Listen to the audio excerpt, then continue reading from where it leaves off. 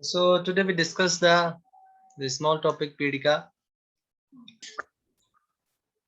In Ayurveda, there is two references are there for the Pedikas. They are mainly mentioned in the Nidanasthan 13th chapter, the Sushrut Nidanasthan 30th chapter, the Chudrurup, and the and Chikitsa is mentioned in the chapter 20. Where some other special Pramehe Pedikas are Pedikas that develop due to as a complication as a Upadrava of the Pramehe, that is called the Pramehe Pedika, that are mentioned in the Nidanasthan 6th chapter and the Chikitsa 12th chapter. So first we discuss about the Pramehe Pedikas mentioned in the Chudrog. You know there are 44 Shudrogas mentioned in the Shushud Nidanasthan. So out of the 44, the 19 are the Pedikas. Huh?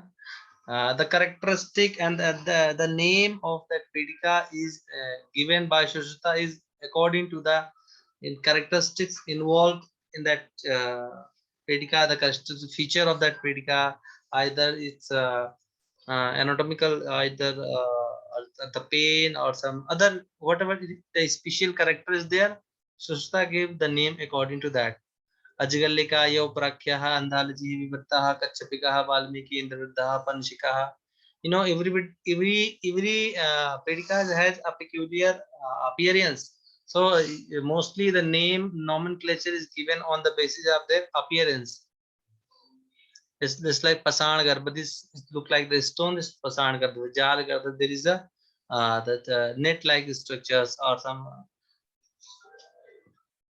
Agni Rohini, Kaksha, the region site is specific.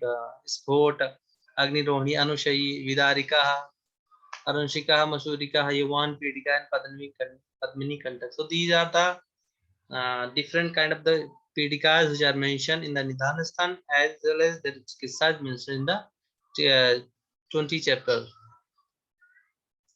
Now come to the Pramehe Pedikas mentioned in Sushruta Nidanasthan for that as a which are developed as a complication of the Pramehe or the diabetes. So a patient having uncontrolled diabetes may have encountered these kind of the complications, means these kind of the small boil, we can say these kind of small skin manifestations can be seen in the patient of the uncontrolled diabetes mellitus. So Shushruta says tatra vasha medobhyam avipanna sarirasya tridoshe anugato dhatuh parmehnam dashpedika janete. Means whatever the dosas are getting vitiated, prakupit, then that when they involve the dosas dhatu like vasha and med, and then when they circulate in the whole body, then they produce these 10 type of that pedikas, that is Saravikaha, Sharasapikaha, Kachapikaha, Jalini, Vinita, Putrini, Masurika, Alaji, Vidarika, and Vidardika. One by one, he described Sarav Matraha Tadrupaha Nimna Madhya Sharavika, means which are the appearance of that pedika is look like the Sharav, then it is called Saravika. Gaur Sarsat Sansthanam Tat Pramana Cha Sarjipa. If that the pedika is very small and whitish in color and just like the mustard, then it is called Sarsapi. Sadaha Kurum Sansthan Giya Kachpika.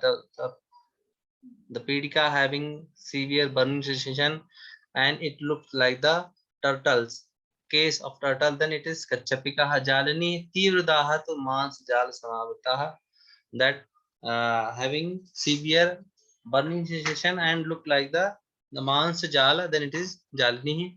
Mahati Pidika Nila Pidika Vinita. The Vinita, the Pidika Vinita is bluish in color and it's a large Mahati.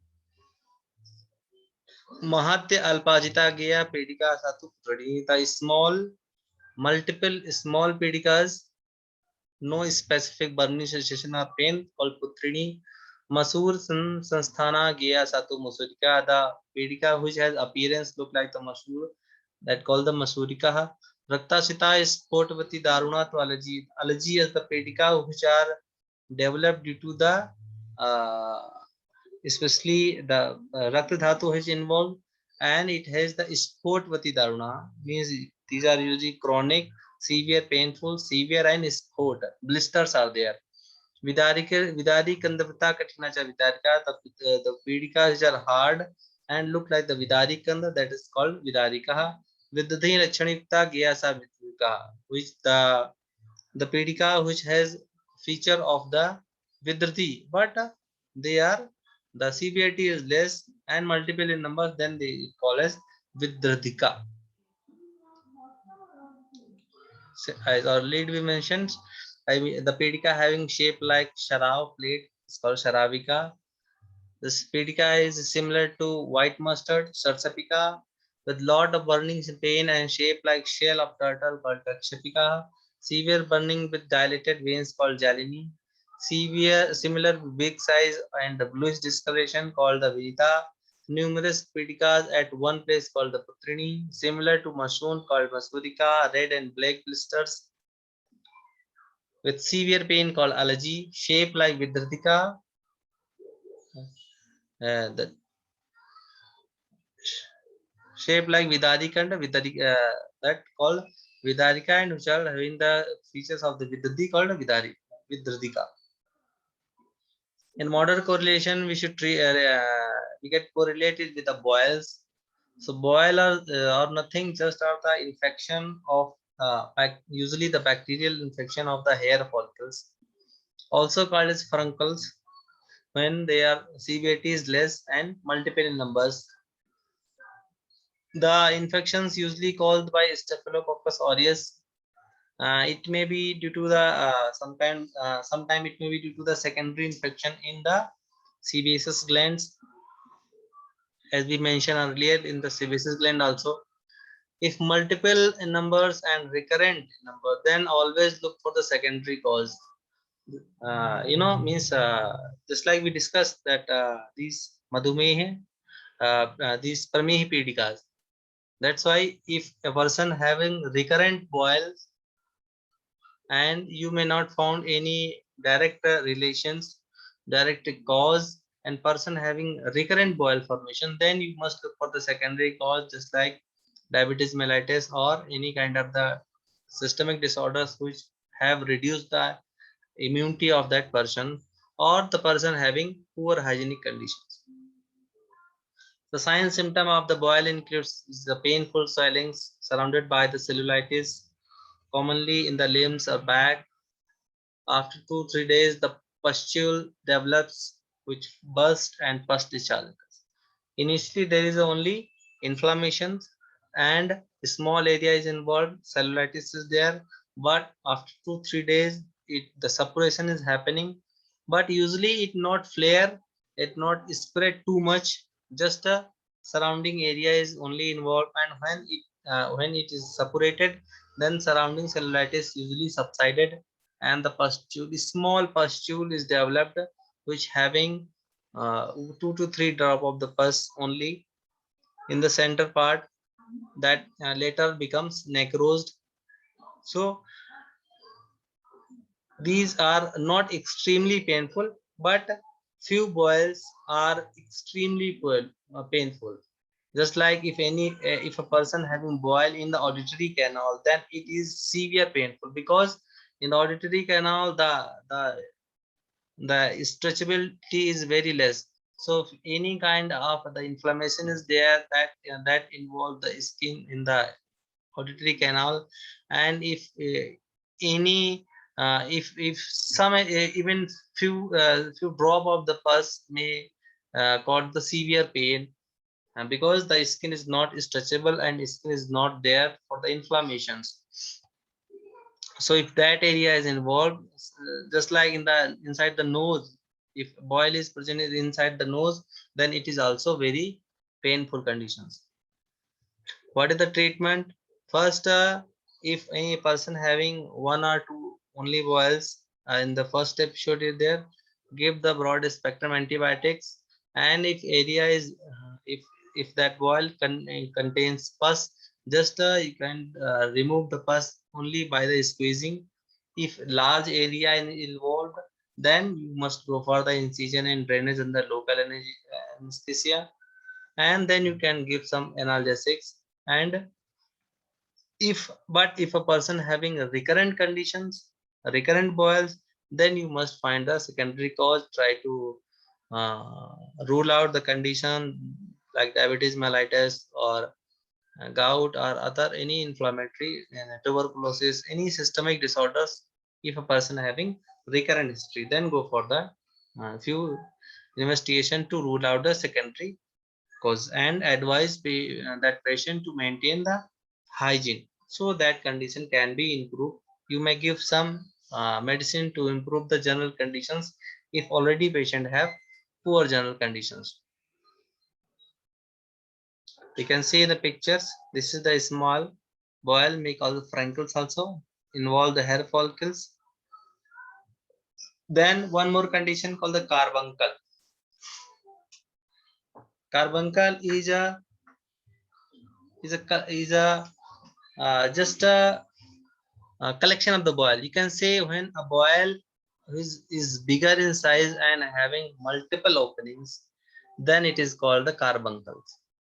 Because other conditions are the same, it is also a subcutaneous infections caused by the staphylococcus aureus, characterized by the having multiple openings.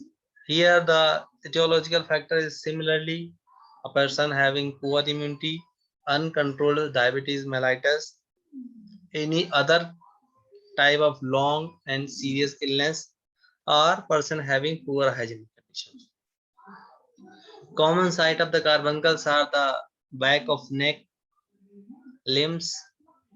The characteristic involves pain, swelling, initial cellulite is there, fever may be there in severe conditions. When the suppuration is there, then maybe the pus formation and pus discharge from the multiple openings. So sinus may be formed in the deep, necrosis in the central with the blister in the periphery. It may lead to the septicemia, very rarely, but it can be leads, may require